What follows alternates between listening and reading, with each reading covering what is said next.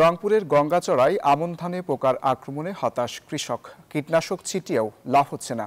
কৃষি বিভাগ বলছে আবহাওয়ার কারণে কারেন্ট ও খোলপচারক পোকার আক্রমণ বাড়ছে। সুজন আহমেদের পাঠানো তথ্য, চিত্রে ডেস্ক রিপোর্ট। ধান পাকার অপেক্ষায় দিন গুনছিলেন রংপুরের গঙ্গাচড়ার কৃষকরা, কিন্তু ঠিক সেই মুহূর্তেই নেমে এলো বিপর্যয়। কারেন্ট পোকার আক্রমণে নষ্ট হচ্ছে কৃষকের স্বপ্নের ফসল। মাঠ জুড়ে চোখে পড়ে ভয়াবহ ক্ষতির ছবি। সবুজ ধানের সমারোহে এখন শুধু হতাশার ছায়া। কৃষকরা জানান, পোকার আক্রমণে জমিতে ধান শুকিয়ে গেছে, কীটনাশক ছিটিয়েও কাজ হচ্ছে না। আগেই শীষ পচে নষ্ট হচ্ছে ধানের গোড়া, পাশাপাশি ধানের গোড়া ছিঁড়ে মাটিতে লুটিয়ে পড়ছে। 2 বার ওষুধ দেওয়ার পরে কিছু ছিল না।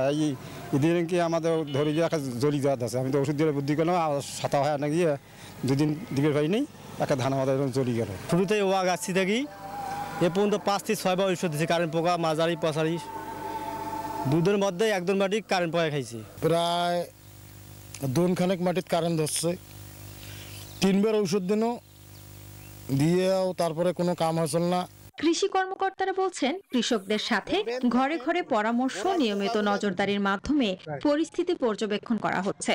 স্প্লেন্ডার আছে, পাইরাজিন প্লাস আছে, তড়িৎ আছে, হপার শট আছে।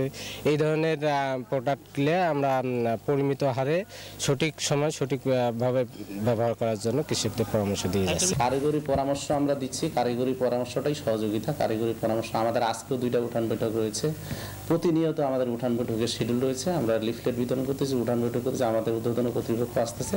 চলতি মৌসুমে গঙ্গাচড়া উপজেলায় 19,355 হেক্টর জমিতে আমন ধানের আবাদ হয়েছে।